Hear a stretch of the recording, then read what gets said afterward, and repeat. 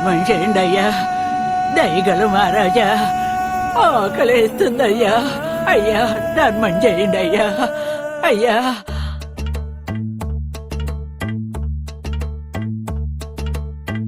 ఒక్క పూట అన్నం కోసం ఎదురు చూడడం, జానడంత ఊపిరి కోసం చేయి చాచడం, కడుపు కాలి కాలి ఇక్కడ బూడిదావుతున్నా, మనిషి అన్న వాడికి మనసే లేకపోయేదన్నా.